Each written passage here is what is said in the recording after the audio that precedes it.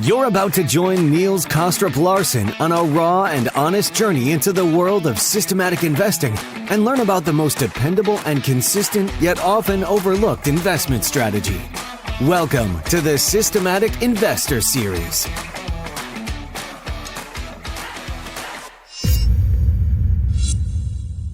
Welcome back to this week's edition of the Systematic Investor Series with Mark Rzepczynski and I, Niels Larsen, where each week we take the pulse of the global markets through the lens of a rules-based investor.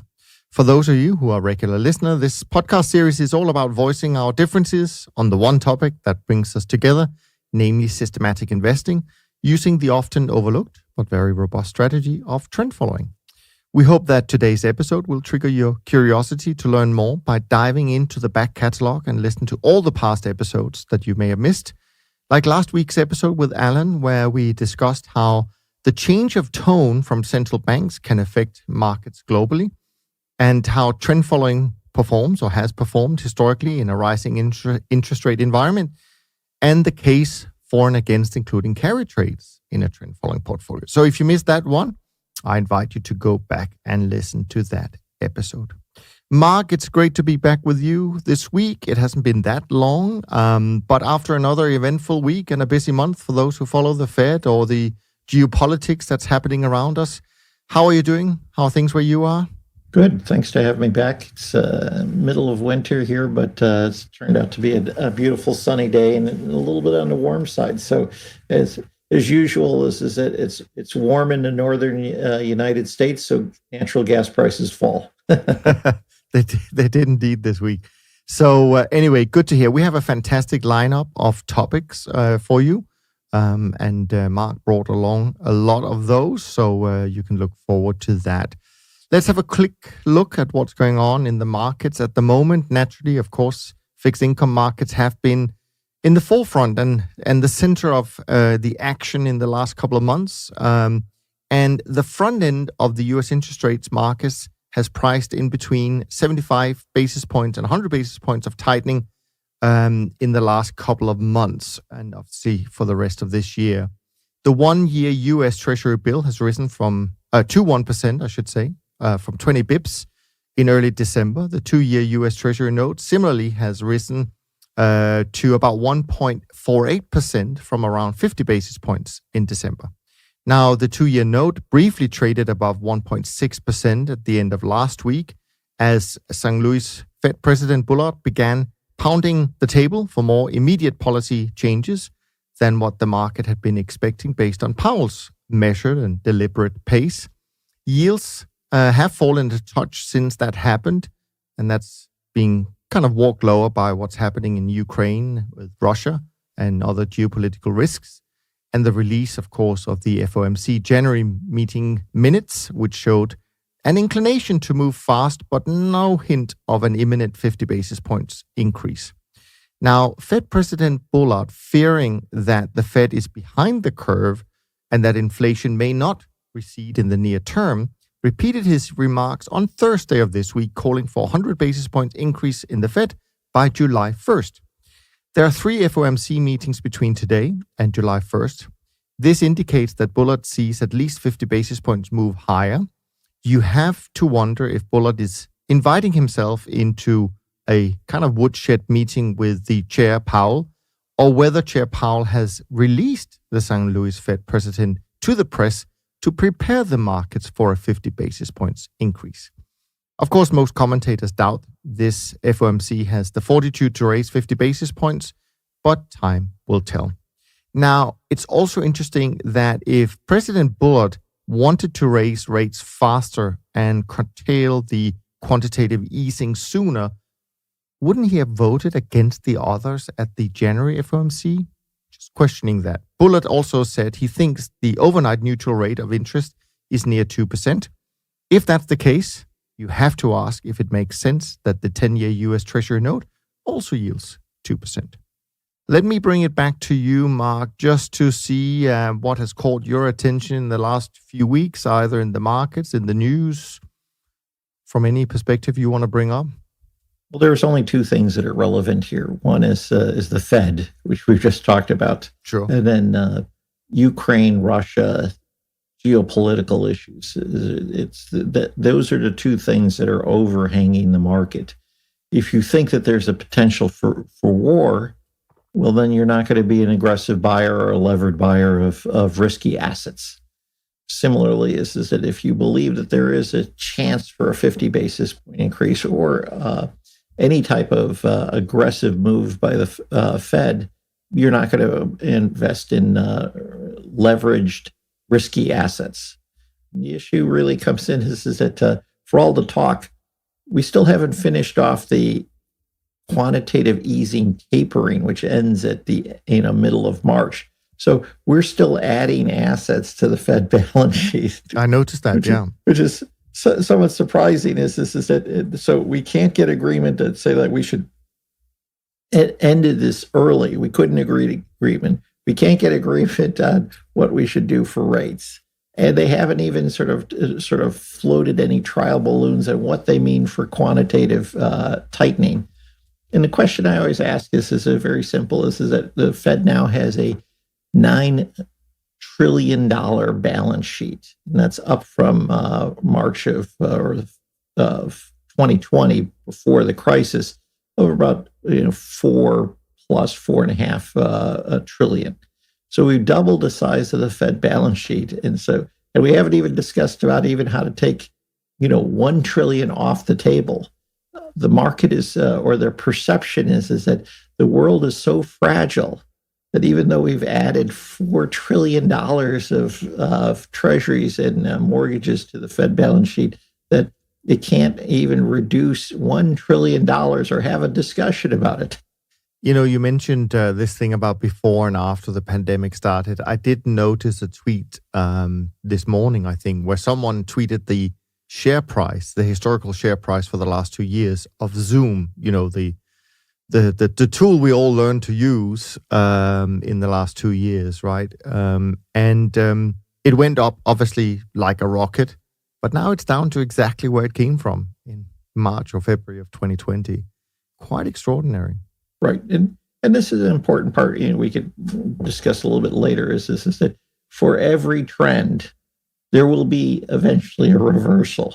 So at some point, there are trend followers say, well, I don't believe in mean reversion. This is that, ultimately we're always mean reverters. It's just it's the time and place and how we define what that mean reversion is. Yeah. I mean, it actually looks, when you look at the chart, and I sort of vaguely remember it, it looked like a really nice uptrend and a really nice downtrend. So if you had the right time frame or look back period, you probably could have made money in both directions. Anyways, let me sort of talk a little bit about what I think is going on in the trend following world. I think that trend follows overall, we're still seeing good opportunities despite this week. We probably saw a little bit of a correction, I would imagine, in performance. Bonds were getting some wind under their wings as equities continued to struggle. So I imagine that this has cost a bit of performance in both sectors, as managers would be short bonds and likely still along a little bit of equities, albeit, obviously somewhat smaller positions in equities than a few weeks ago. Energy prices saw a little bit of an easier week, so to speak. The prices eased off in the last couple of days. So I would imagine, again, that leads to smaller losses for the week in this sector. But other commodities, I suspect, did pretty well. We saw higher prices in some of the metals, some of the grains. And on my side, the trend barometer closed the week again on a pretty strong level, a reading of 55. And that's confirming kind of the strong start to the year that we've seen for trend following strategies. Of course, you can follow the trend barometer on a daily basis on the website, of course. In terms of volatility, not much direction really showing up in the volatility space. The sentiment pretty much flips every single day, and that leads to the VIX going up one day and down the next day. And also, we haven't seen any noticeable increase in uncertainty this entire year, or this year to date, which is highly unusual given the magnitude of the S&P 500's decline. And there are some kind of similarities to what happened in Q4 of 2018 in what's going on right now.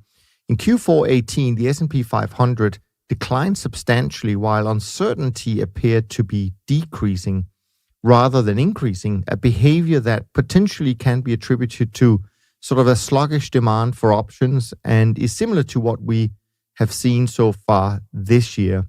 Another similarity to 2018 is the quantitative tapering and the rate hike talks being the major driver of the markets. Of course, this year we also have some geopolitical issues that we need to mention here. Now, the lack of uncertainty in the markets is quite interesting to me, as I think it's a sign of the conditioning and the narrative we've become used to over the years, namely that central banks have it all under control and they will come in and they will save the day when market prices fall. But to me, the bigger question is, and this might be something we're going to touch on later, Mark, the bigger question is, what if this time really is different? And they are either not showing up the way we expect, or they're not able to save the day when they try. So I think that's, to me, something that is, I really have no idea what the consequences could be if suddenly the narrative that a lot of us have in our minds as to what will happen doesn't happen. So anyways, and finally, just in terms of my own trend following model, I'm not going to speak much about it on a week-by-week basis because we started posting the monthly update that I do with Rich on the website, and there the numbers are there, so there's no point in me spending your time every week to talk about that. But do go and read the monthly blog post. But that leaves, of course, more time to dive into your questions, which you can send to us by emailing info@toptradersunplugged.com.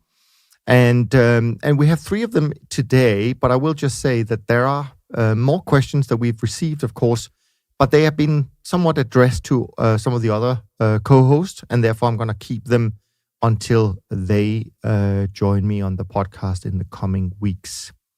Mark, do you want to add anything here, or do you want me to go straight to questions? Well, the final thing that, it's interesting that we were talking about the Fed, just a minute or two ago about, balance sheet, what they will or won't do. And that really is a sort of an outside discussion for most trend followers. A trend follower, sort of engages in parlor conversations about what policy might happen and what the fundamentals are doing. But that's not sort of germane to the strategy itself of trend following, because you say, I can't predict what the Fed is going to do. Therefore, I'm going to follow prices. The one thing that we could say from a very existential, high level is that a Fed that is slow to react to inflation data, it's slow to react to changing policy, will generally create more trends than a policymaker who is fast to react, because a fast react would mean is that you're going to get more jagged, more immediate impact. So I can't say what the Fed is doing, but I can say is from a trend following perspective is that if a policymaker or if data is slow to adjust or slow to react, then there's probably going to be a slow trend in prices that can be taken advantage of. So before we go into the first question, I want to stop here for a second, because I do want to comment on that, because I think this is what you bring up is quite interesting, and I think this goes to one of the reasons why people, to a large extent, have had this impression that trend following has been sort of subpar in the last few years, even though I completely disagree. We've had 3 very strong years in 19, 20, and 21. 2022 is off to a good start. But I will agree there was a period sort of from 2013 to 2018, which was more flat and tough. And so to bring it back to this point about the Fed and why it probably is somewhat related to that period, the question for me is not so much whether they are ahead or behind the curve. That has some importance, of course, and what you're saying is absolutely right. If they're quick to react, we might see that as certain trends being reversed or stopped, like we saw the bear trends in equities in March of 2020 being abruptly stopped and turned by the actions of the Fed that were very quick and very decisive. Now, to me, the question is, sure, but what if the Fed has changed what it wants to react to. So what if it's gone from saying, yeah, let's focus on wealth effect. Let's make sure that the financial markets are stable. Let's make sure that they keep kind of moving higher and we all feel better. That's good for the economy and people will spend more money, et cetera, et cetera. But what if that, and therefore you could say we should react quickly if the markets go down, and therefore, quote unquote, the Fed put was pretty tight. But what if the Fed put is not focused on that theme anymore? What if the focus of the Fed has turned to inflation? Then the Fed put, and I heard this a long time ago, and I forget who it was, unfortunately, but I heard for the first time, maybe a year ago, someone saying, I think next time around, the Fed put will be priced differently. And we're not talking about a 10% correction. It might be a 30% correction before they're even going to worry about this. And you would think that maybe it ties into, okay, if the focus now is inflation, it's completely different things they need to react to. It's completely different things they need to do in the first place. And those are things that may not be good for asset prices. You just talked about it before. If you focus on Ukraine, if you focus on the Fed, I mean, you could be in a period like we saw in January, but where both of the two big asset classes will, get punished at the same time, which of course is the norm. I mean, let's not forget that positive correlation between stocks and bonds. That's what the long-term picture really is. We just haven't seen it for 20 years, pretty much. So this is what I think is the interesting part of the conversation, and that is, what is the Fed really going to focus on going forward? Because that's going to change how they're going to act in the markets. Right. And I think that part of being a trend follower is learning to be humble at forecasting, or your ability to even try to forecast some of these policy-making decisions, the changes in expectations. You say, it is a difficult task. Therefore, I will not engage in it. I will focus primarily on what is the action that I see in price. So I just threw out the idea that the policymakers may be slow to react, and that creates trend opportunities, which I do believe is the case. That being said, is that if you look at a curve of the 2-year, it's gone from 25 basis points in September to close to 150 basis points. It's about 140 to 160 in the last week. So you have 125 basis points since September. Now, that is a really big move. Anyone who sort of said like, oh, there's going to be a slow reaction. The policymakers have been slow. The market has been really fast. So now the interesting part from a trend follower's perspective is that the big money from 25 to 150 has already been made. Now it's going to actually be tougher, because now you have to say, going forward, what is going to be the trends or the possibility of trends from middle of February to, let's say, the middle of next September. And that's going to be, what does the Fed actually do versus what is the perception that the market has of what they will do. And that disconnect between those two is what is going to cause prices to move. And that is what the trend follower is going to try to exploit. Yeah. But of course, just to throw it in, I would say is that I agree with you. We may have seen a big part of the move in the short end, but I don't think we've seen much of the potential move in the long end, for example.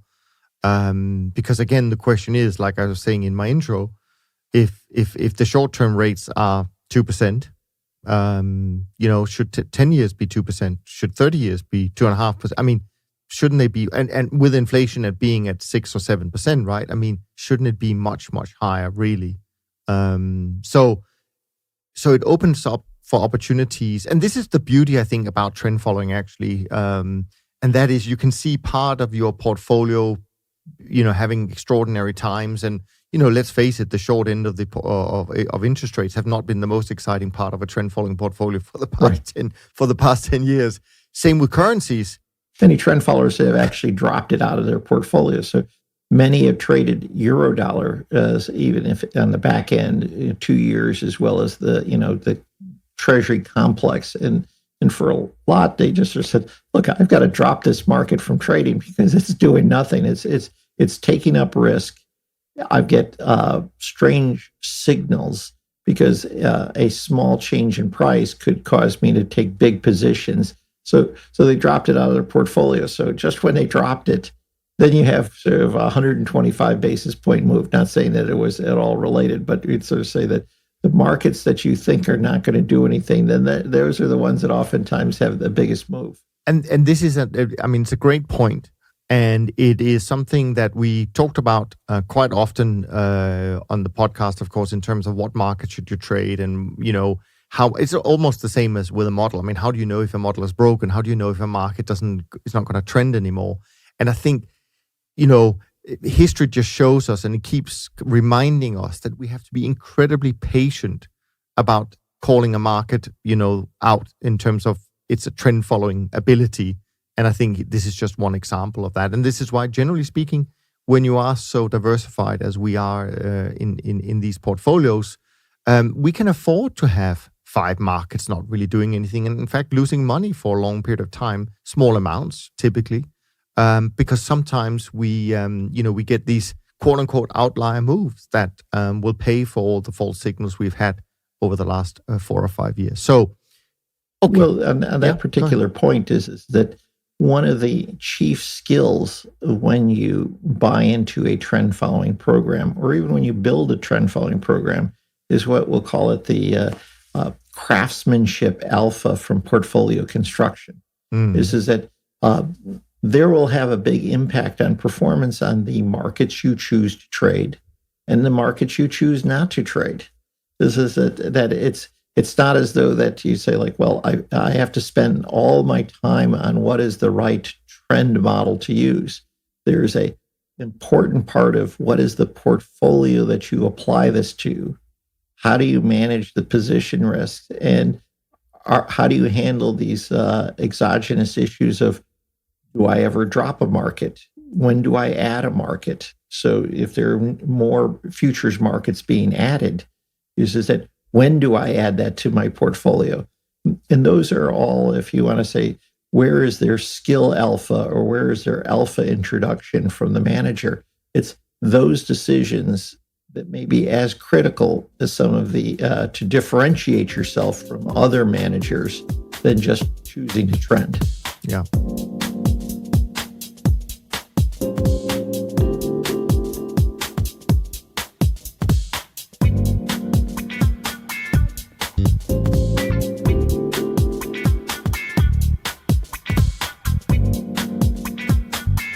Lots to talk about. Let's dive into these 3 questions we have today before we get to some of the other topics, because I have a feeling you and we could go on and on and on. So let's move forward a little bit here. So the first question is from Zack. Zack writes in, trend following is a major interest of mine, and when I listen to your show, I gain many insights to the strategy. My question is how to calculate the risk to stop metric. I would naturally believe that adding up the allocation of each instrument and dividing it by the amount of acceptable loss, but not sure if this is correct. Could you please help me with this metric math? Thanks very much, Zack. Sure, Zack. Of course we can help. So forget about how you think it is done, because it's actually a fairly simple calculation. So when you want to calculate the total risk to stop in your portfolio, you simply look at the distance in price between, say, the closing price of yesterday in the price of each market, and then where your stop is for each position. So let's just say you're long in the E-mini S&P and it closed at 4,400 last night, and your stop is at 4,300. So that's 100 points of risk you have for each contract you own.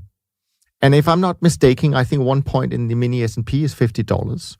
So in this case, you would lose $5,000 for each contract you're long if you got stopped out. So you multiply that with the number of contracts that you hold to get to the total risk in that market. And you do the same for all the other positions you have. I calculate the distance, take the point value and multiply it. And then you have your total dollar risk if you get stopped out of all the positions. And then you compare that to your account size. So if, let's just say the total amount you get to in terms of loss is $100,000 and your account size is $500,000, then your risk to stop is 20% for that day. So that's how it's done. It's fairly simple, but it obviously takes a little bit of time in Excel to set up the calculation and make sure you get the right point value for each of the markets, because obviously they will be different market by market. So I don't think, Mark, you probably have nothing to add to this, since it's a very straightforward calculation, I imagine. But the implications are huge. So not that we get bogged down on the very first question. Sure. This is that when you think about it, is that when you create a trend, you take a trend position with a stop, what you're doing is you're actually creating an option. So now, and generally, when you buy a call option, what you're doing is that you're going to a dealer and you pay them a certain amount of premium to buy the call. So you're paying out premium for someone to give you this call option. When I create a position based on a trend with a stop loss, is that I'm sort of self-financing or creating the option myself. So instead of paying a dealer a premium, I'm saying I'm going to self-finance that. I'm going to use the difference between the price and the stop as the premium of what I'm willing to risk on a trade. Sure. So then when you think about, well, what's the volatility in the market? It's not the volatility in the market. It's what's the amount of risk I'm willing to trade? What's that premium that I'm willing to put on the table to take that trend? Now, as you move through time, prices move. If you were running a portfolio, and let's say that you were trying to look at your portfolio at an at-the-money call, and then the market starts to move up, you'd have to sell out that call option and buy a next one. So you constantly have to adjust your portfolio. If you have to do that with a dealer, it becomes very expensive. If you sort of adjust your stop losses as the markets move, what you're doing is that you're adjusting your portfolio of options that you've created yourself, but you don't have to pay the bid-ask spread. So in that sense, is that it's like creating an option. You have to think about what is the premium you're willing to risk, and then how you adjust it over time. Now, the problem comes in, of course, is that what happens is that when the prices goes down and hits your stop, well, then in some sense, it's like a knockout option, because then your position is knocked out if it goes below the stop. So all of a sudden, this is that you'd say, like, well, I still have to worry about volatility, because if the volatility gets higher relative to the volatility I chose to set with my stop, then my option that I've created is going to get knocked out. If the option gets knocked out, I lose my position. So when you think about it, is that there's trend following, and there's trend following with stops.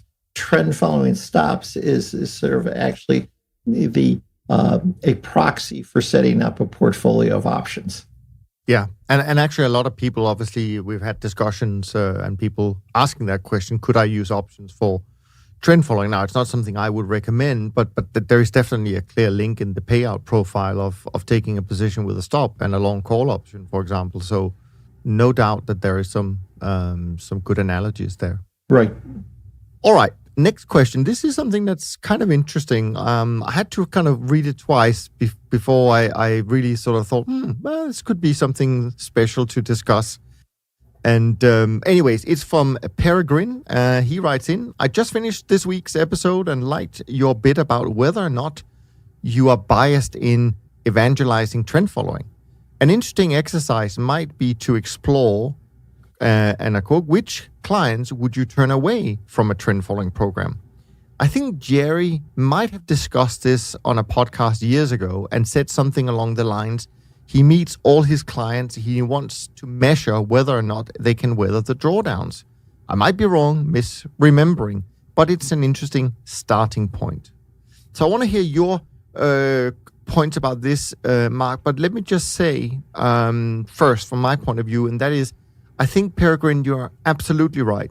We as managers, and we actually do it at the firm I work for, we should vet new investors when they come into the program to see and make sure they fully understand what to expect in terms of drawdowns and difficult periods, etc., etc.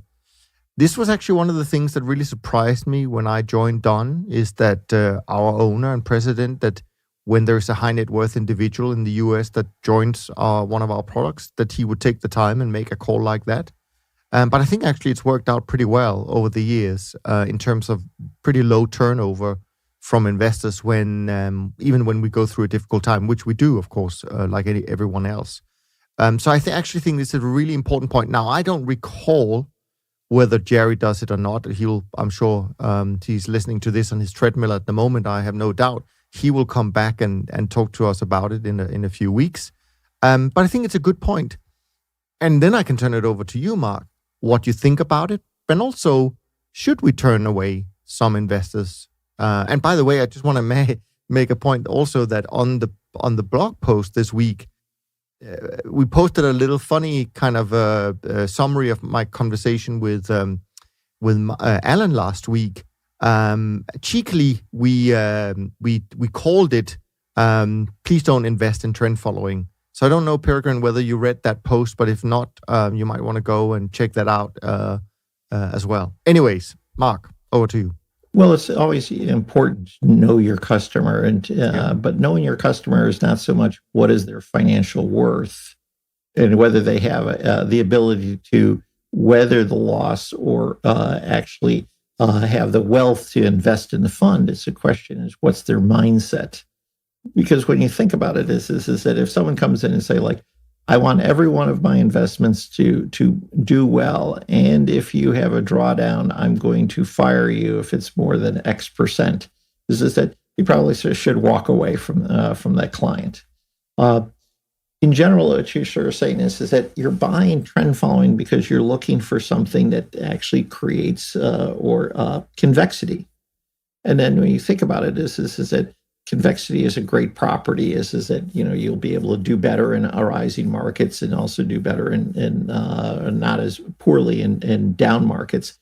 So, but there should be a price with that, and the price of buying convexity is if the markets don't move.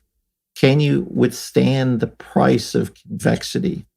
Or put differently, is that when you think about it, is that all of the risk that you're associated with most of your traditional investments is associated with your, what was called consumption beta. Is that because if let's say stocks go down when the business cycle goes down, which impacts your consumption, you need to be paid a premium for holding that risky asset.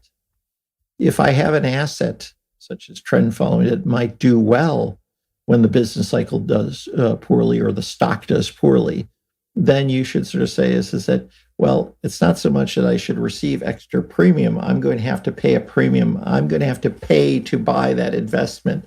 And so there's going to be a cost with that investment because it's special. It's going to do things that other traditional assets won't do when other markets go down or if there's a business cycle disruption.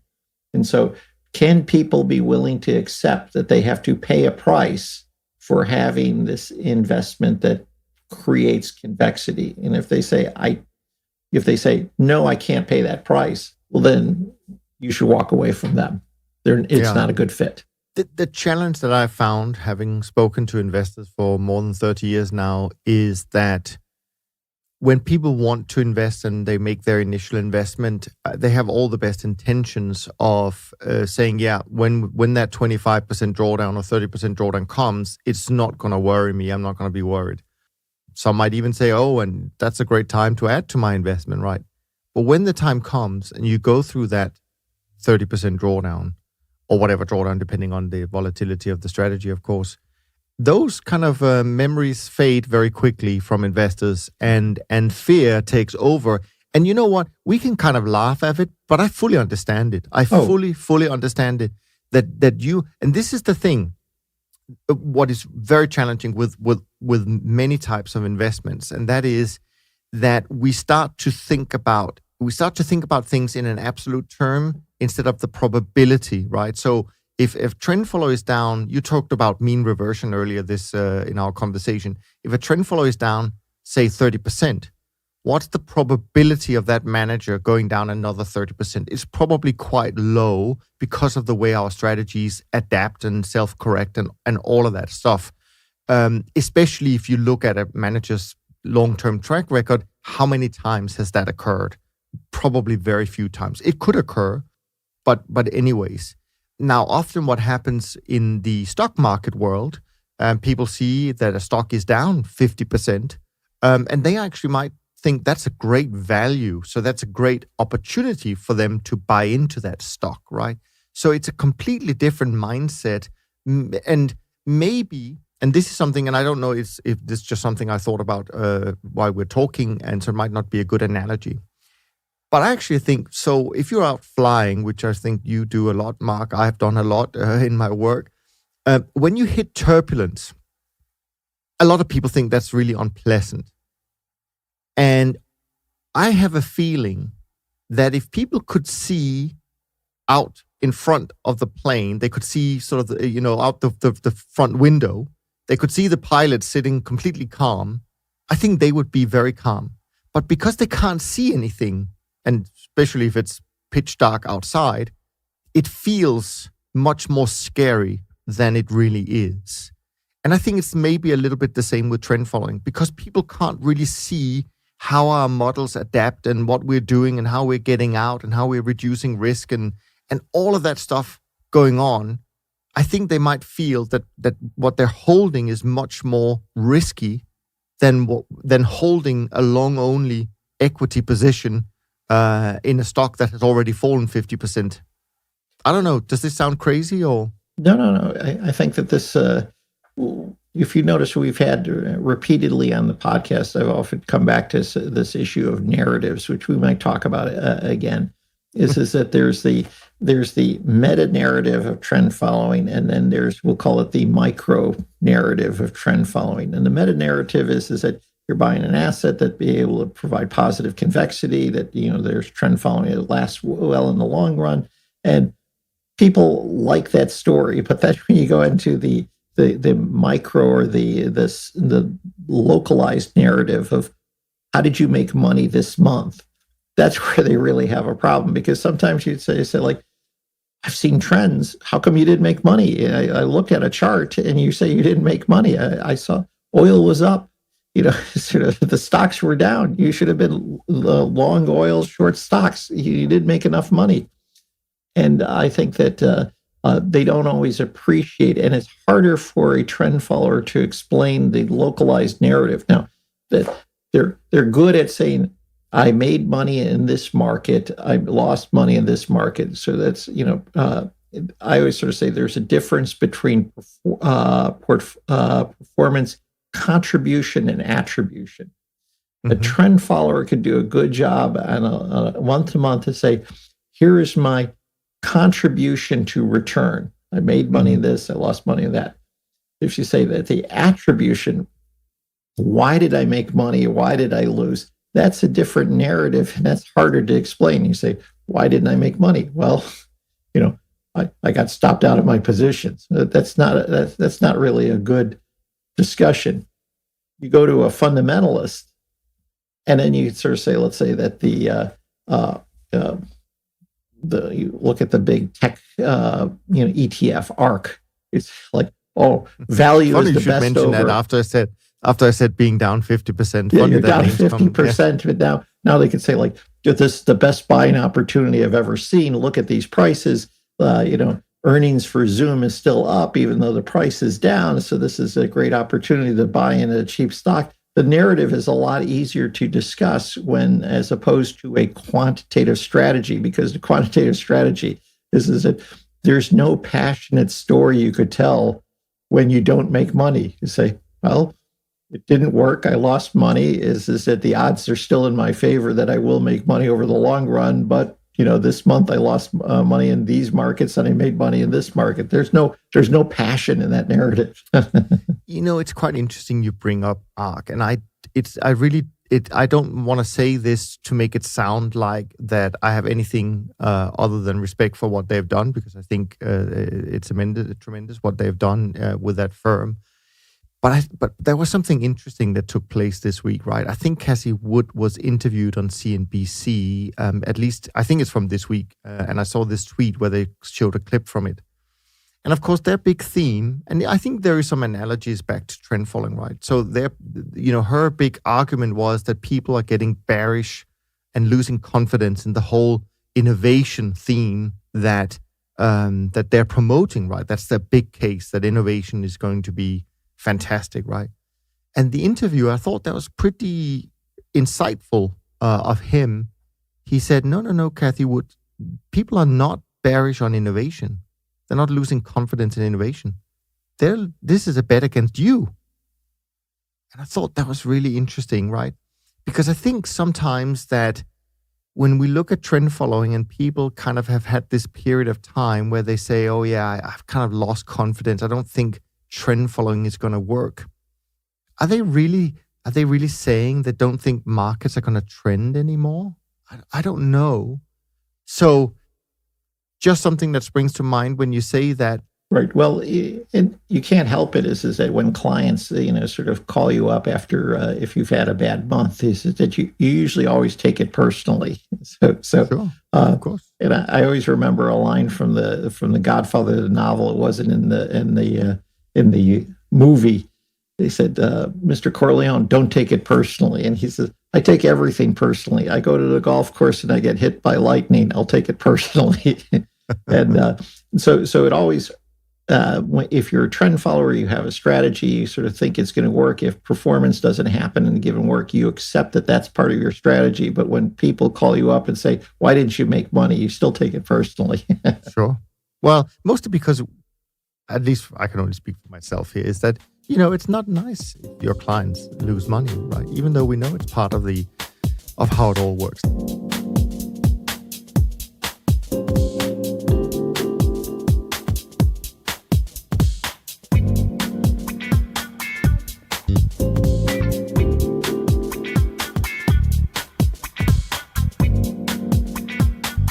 Anyways, let's move on to the next question because it came all the way from New Zealand, so that's quite far away.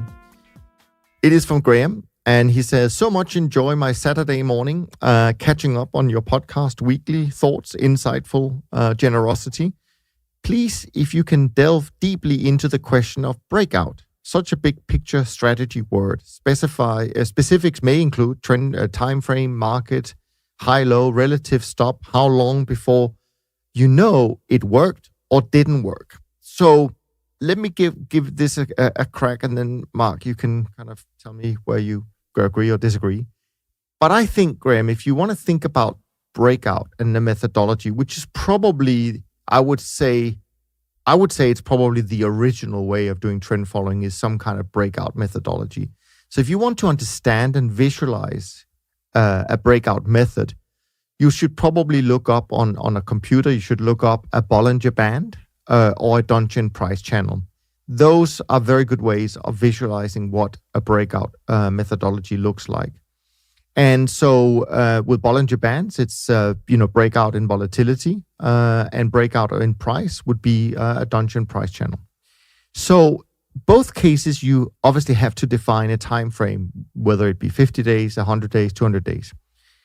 Now, I can't tell you what you should trade. That really depends on what you're trying to achieve, and most importantly, what your research and your backtests are informing you about. But you ask something that I do think is interesting, and that is, how long before you know it worked or it didn't? And I think this is pretty easy, Graham, because you have the benefit of being able to look up managers who've been doing this for 30, 40, nearly 50 years in some cases, whether it be AHL, whether it be Chesapeake, whether it be Dunn. We've all been there. We've all done it successfully, extracting profits from following these types of methodologies. So to me, the question is not if it works, but rather if you can make it work for you, or if you're better off investing your money with one of these firms. And I'm pretty sure that if you have big enough account size, and the reason I say that is you need to get that good level of diversification, right?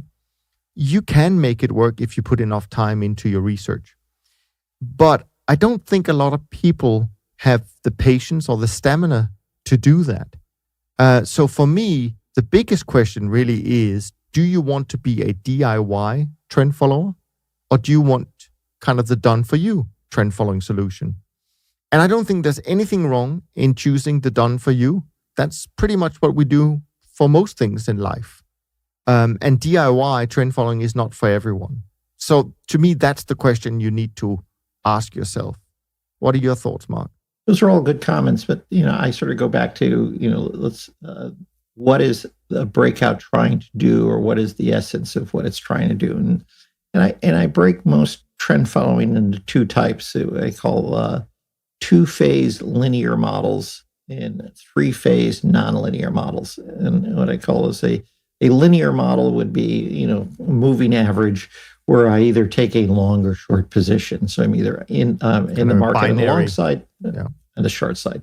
And a breakout system is fundamentally different because you're waiting for some threshold before you take action.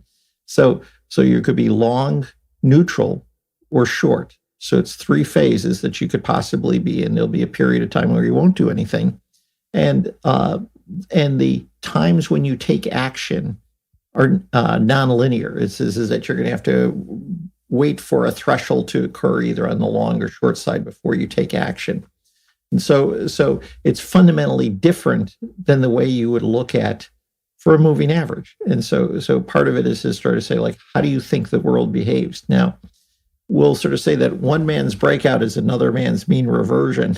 In the sense is that because you're waiting for markets to get beyond a certain threshold level, for some people, they would sort of say, well, that threshold is so high that the market is probably going to move back to, trend or back to some equilibrium price. So there is a possibility with a lot of breakout systems is that you would get more false positives. But when the market does break out, when it does move to a new equilibrium level, that you could be, you'll have access to higher potential profits. So there are some fundamentals on how you look at these market models, and then you have to match that up against how you view the market and how you think about your risk.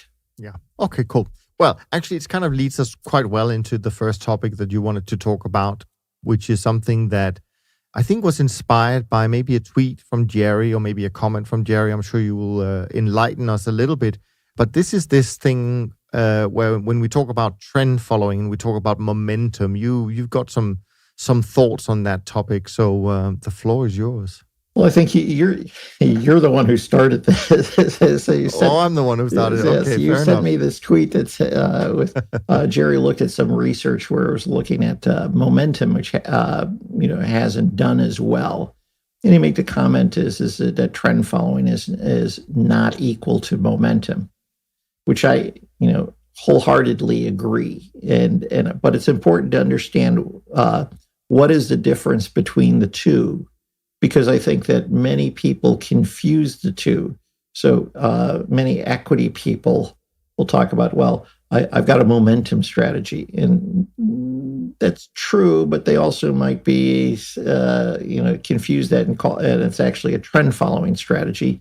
Right. And similarly, that they sort of say, there's others say like, well, momentum is fundamentally different than trend following, which it's not. It's how you look and parse it and look at data. And so I think it's important to define the terms properly so that you know that there is a difference. Because when I think what Jerry says, and he thinks of trend following, it is not equal to what the momentum people have. And so you shouldn't expect that they should have similar performance. So I start with the whole idea is that and this is one of the problems we often find with trend following is that that's hard to often describe because there's no one single or very simple way to describe what is it that a trend follower does. I think say no, that's not true. Trend followers are all the same. Yet when you look at a lot of the performance in many of the largest trend followers, their performance actually differs. And so you say, well, which one should I choose? So you need to have some taxonomy for trend following. And so I always sort of use the ideas that I call it STM. And this is, what is the style, what is the timing, and what is the markets that you use? So when you talk to a trend follower, you say, tell me your STM, give me the description, and then I go to the next person, ask him what his STM, and then I can look at I can make the comparisons and then say, okay, which one, why will they produce it? It's different. But getting back to the issue specifically of what is the type of style, we say there's two styles. There's trend and momentum, and trend has been described as an absolute strategy. So it's focused in on time series analysis. Momentum is a relative strategy because it's looking at cross-sectionally. So when you think about it, is that as a trend follower, an absolute strategy, a time series would say, if I have a portfolio of 30 assets, I look at each one of those assets separately, and then I sort of say, let's say it's a moving average, I could either be long or short each one of those assets. So I only look back in time for each one of the assets separately, and then build a portfolio from that. Now, momentum is relative because it's looking at cross-sectionally. What it will do is say, I will take the 30 markets, I will rank order them according to the trend or momentum, which would be maybe the past return performance over the last 9 or 12 months.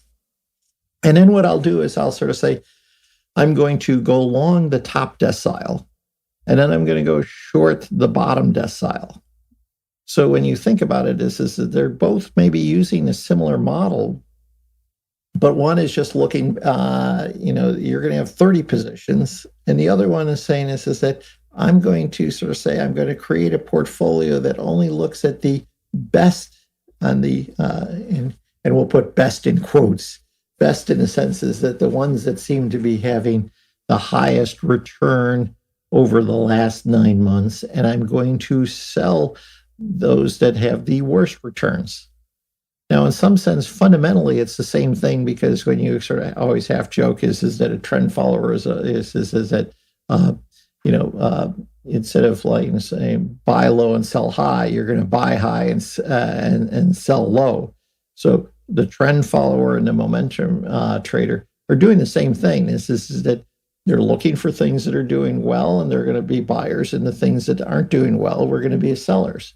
Except that one is doing it cross-sectionally. The other one is looking at a time series. But can I just break up here and say one thing that is actually different? And that is, if you're a momentum trader and you're looking at 30 stocks, right? You have to pick 15 to go short and pick 15 to go long. Actually, all 30 could be going up. And that's the difference. So a trend follower would never go short in a market that is going up. But actually, a momentum trader could theoretically go short 15 stocks that are moving up. They're just not moving up as much as the top 15. Right. So let's take the extreme. Let's say that the stock market is going up, and every stock is going up. Yes, your shorts could still be in an uptrend. So, and people have somewhat addressed that.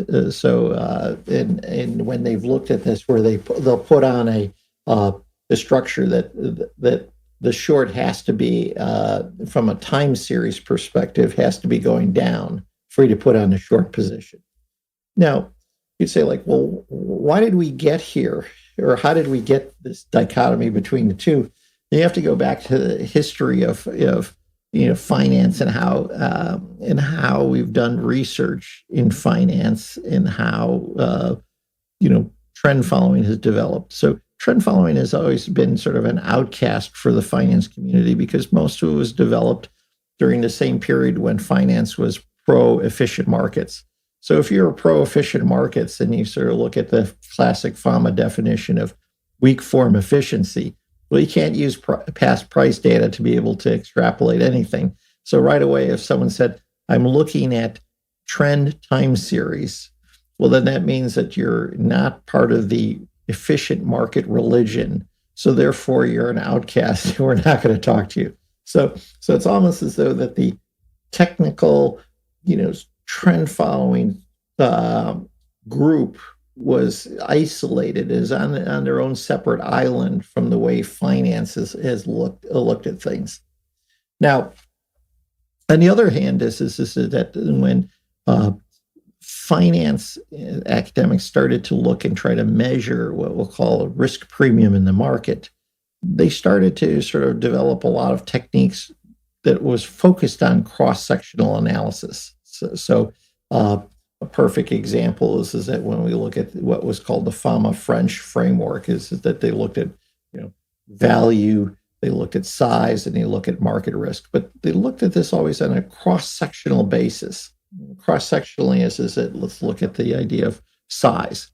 Well, what we're going to do is we're going to take all the stocks, we're going to rank order them according to size, and what we're going to sort of say that what we found that, well, if we look at the top decile of stocks in size versus the bottom decile in size, is that small cap stocks, traditionally have done better than large cap stocks. Is that there's a size risk premium or size risk factor. The same is done with value. We rank order a value. So it's natural.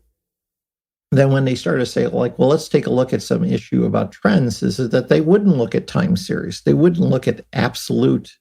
They're all going to look at this on a cross-sectional basis.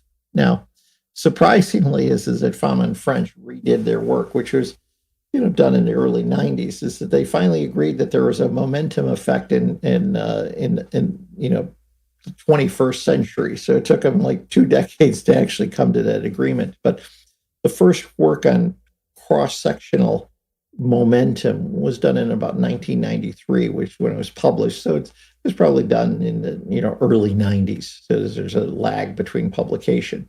So, but what happens is that all of the finance, driven MBAs who are the quants on Wall Street, because they were steeped in this cross-sectional discussion or cross-sectional view of how you look at the world, that's the way they sort of slice the data, and that's how they sort of develop these momentum mechanisms. Well, the trend followers just sort of say, I'm not looking at the cross-sectional performance.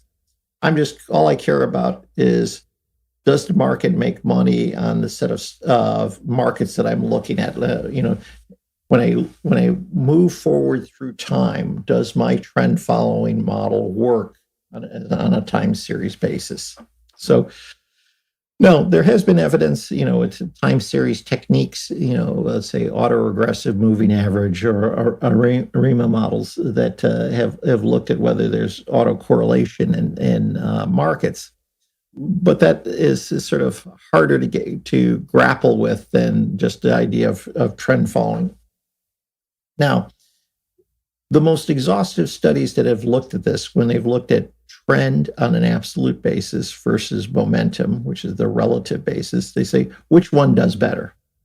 And generally that it's found, surprisingly to some degrees, that the absolute trend does better when you look at Sharpe ratios over a long history than the cross-sectional momentum studies. Now, when I say it's surprising, because if I rank order all of the markets I trade, and I'm only going to pick the best trends on the long side and the worst the worst trends on the short side, you sort of say, yep, that should always outperform something if I trade all the markets. Yet in reality is that the time series does better. Now, does it do better all the time? No. Okay. Does it differ based on asset class? Absolutely. Does the cross-sectional momentum approach do better at sometimes when the trend does poorly? Yes. And so what happens is that you'll sort of say that there are trend followers, getting back to this STM framework, when you talk to them, that they'll do sort of a combination of absolute and relative. So they might sort of say, yeah, I have a lot of markets absolute, and then I might have a second model that's looking at the cross-sectional. Or I might sort of say, as you referred to, that if there's a short, the short has to be showing that the trend is down to take that short position. So in general, is that the correlations between absolute versus relative trend following, they could be between anywhere from 0.5 or 4 to 7. So So there is a positive correlation between the two, but it's not a strong correlation. So you can do or use both. There will be a big difference between performance. Now, what we find is that the cross-sectional has generally been applied most in the equity markets. And at the same time, we'll sort of say that there's high variation in the performance of the cross-sectional. And we could sort of say that this cross-sectional analysis shows us that there is a mean reversion in stocks, so that there's momentum up till about 18 months. So if I look at past performance and then I track that going forward, I don't rebalance this, is that at some point that high performance or positive momentum performance will reverse. And so there is a mean reversion component, at least that they've shown in equities, and I think that they see it in other asset classes too. Yeah. Very good. All right. We'll see what we make. So that was a long-winded answer to a simple question. To say no, yes, I agree with Jerry. All right. Good. All right. Well, I think we're going to shift gears now. If I look at the next topic, again, like always with you, Mark, we're not going to have a chance to get through all the topics, but we'll pick the best ones. But there was one here that just was interesting. Molecule crisis, just in case commodities with ESG unintended consequences. Where are you going with this one? Well, there's interestingness. This is that a couple of analysts sort of said that we're at a molecule crisis. In the sense is that there's shortages of everything on the commodity side, and right. They sort of say, well, shortages exist because what happens is that there is we have very inelastic supply in a very short run. So if demand actually increases, or if, let's say, we shut off supply for a while, you can't just turn it on automatically. So this is that if we have a shortage of corn, you can't just sort of say, well, you're going to have to wait until the next season before you're going to grow. So to buy a piece of bread. And you see this with oil is that we shut down a lot of fracking in the United States for any of a number of reasons. And so now you can't just sort of say like, well, given financing and other issues, you can't just turn it back on. I think second of all is that, a theme that we've been talking about is that we've gone from just-in-time inventory management to just-in-case. So just-in-time was sort of like, yeah, because of my logistics and my computing power and my ability to track things, I don't need to have a lot of inventory. Inventory is just the inventory is old school. That's for the gray-haired guys. Those are for chumps. I can always just run my logistics better and I can get it. Well, we found out that wasn't the case in a crisis. So we now need to sort of build up inventories. So we be just in case. So we need a precautionary motive to hold more inventories. So that's also a increase. So not only do you have stronger demand coming out of COVID, but then you also have this idea that I need to hold more inventories. So you got excess demand on one side, you got a shortage on the other side. But I bring this up on the ESG because even what we're sort of seeing is that there's this negativity towards fossil fuels. Okay. And even I think that they look at the head of supervision for the Fed that is now winding its way through through committees in the Senate. The person has made comments, said, well, we need to do sort of stress tests, according to what's in your portfolio, who you lend to. So, for example, energy companies, and because this is that you're financing, our death sentence with fossil fuels. And so, what you sort of see is that the movement to ESG has unintended consequences in the commodities markets. When you think about it, is that if you sort of say, we should not invest in fossil fuels because it's going to create methane gases.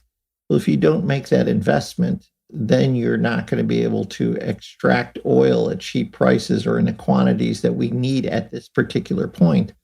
You're going to create a stress point such that the price of oil is going to go up.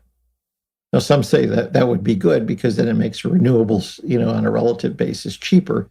But at the same time, is that we shouldn't be surprised if, let's say, that we're going to put restrictions on, or we want energy companies that are involved in fossil fuels to change their direction, change their strategy, that then we're going to find less oil and less natural gas, and that this would then cause an impact on supply.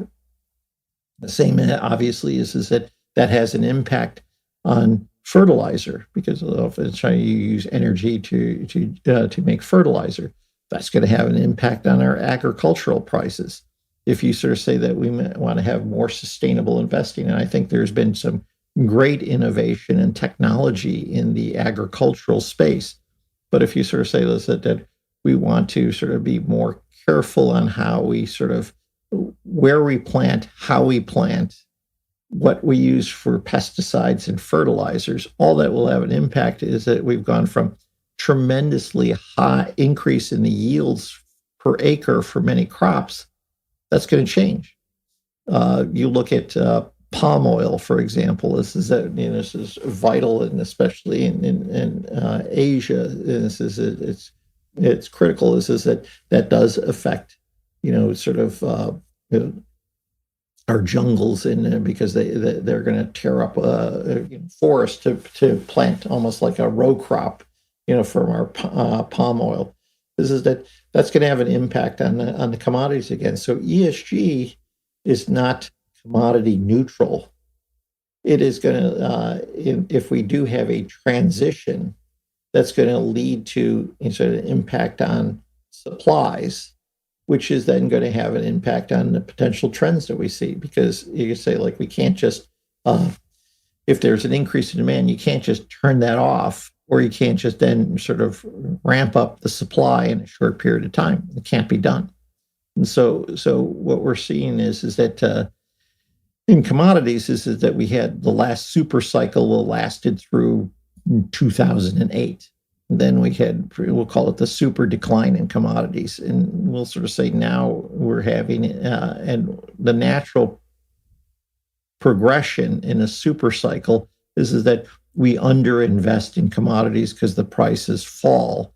And then, but now we have this other existential issue or exogenous issue of ESG, which is also impacting the investment choices. Now, we'll always sort of say in commodities is that from a value statement is that the solution to low prices in commodities is low prices. This is that eventually that drives some people out of the market, which means is that there's going to have to be new investment, new entrants come in, and then we'll get the increase in price. But so we are having a molecule crisis. We are having an adjustment in inventories. We are having some supply shocks. And we're having this other exogenous issue of ESG, which is affecting how we invest in these commodities areas that are very capital intensive, which is going to have an impact on commodity prices.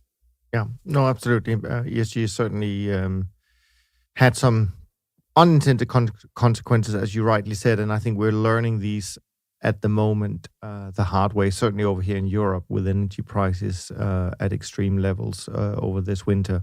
Now, in the interest of time, I want to try and get two shorter answers from you, Mark, if that's possible, because I think there are two topics that they sound so interesting that I don't want to miss them. Okay. So just bear that in mind. But the two topics that I want you to kind of give us your thoughts on are the following.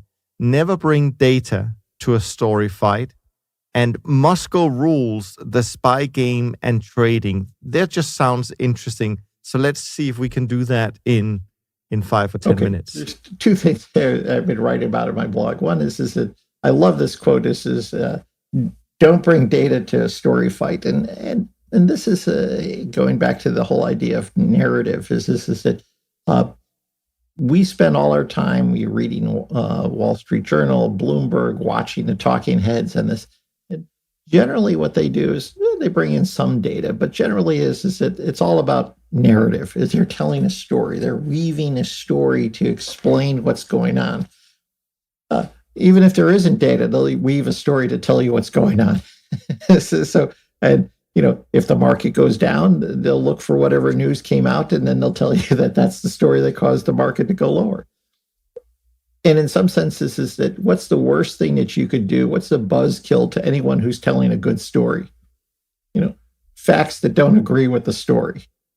And I think that what is systematic investing is that it's the opposite of storytelling. It's fact-based. So the author who wrote this works in the area of narrative and computational science. But I think, it may not have been his intention, but I always think is that the buzzkill to most stories and narratives is bringing facts to the table. And that's what a systematic investor does.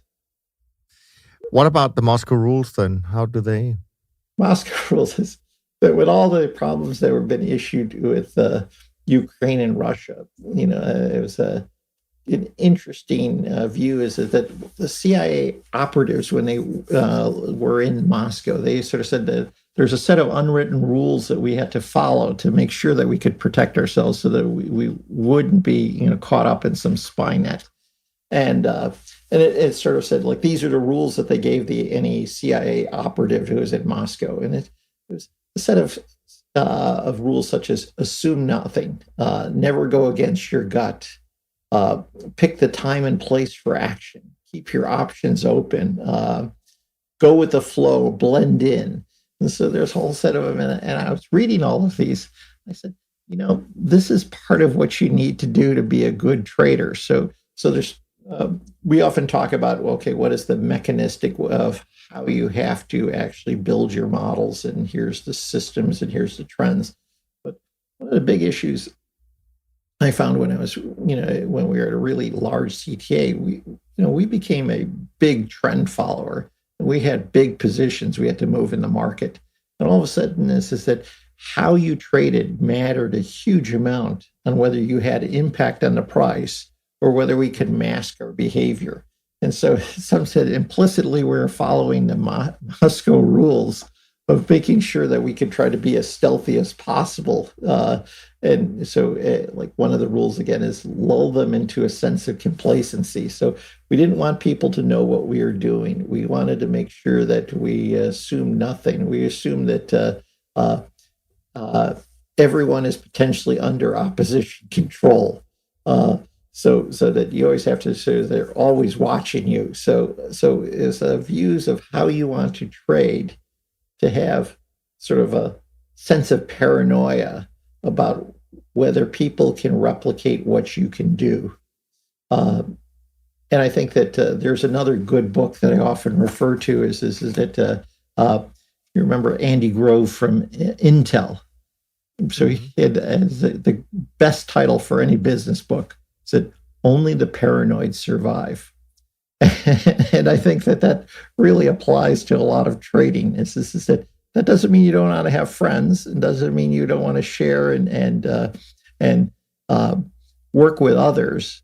But you have to realize that your winnings is going to be at the expense of someone else generally, especially in futures is a zero-sum game. So you always have to assume that there are other people that are trying to take advantage of whatever you are doing. Yeah.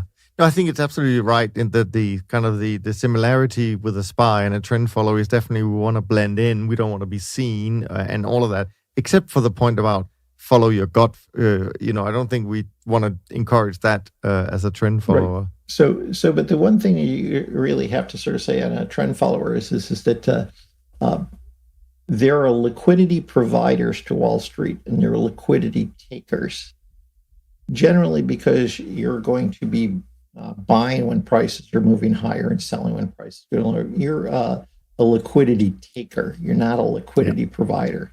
So when you think about trying to be paranoid or being more stealthy, it's important because you are not adding liquidity to the market, is that you're grabbing it from someone else. And so there's a price for that liquidity.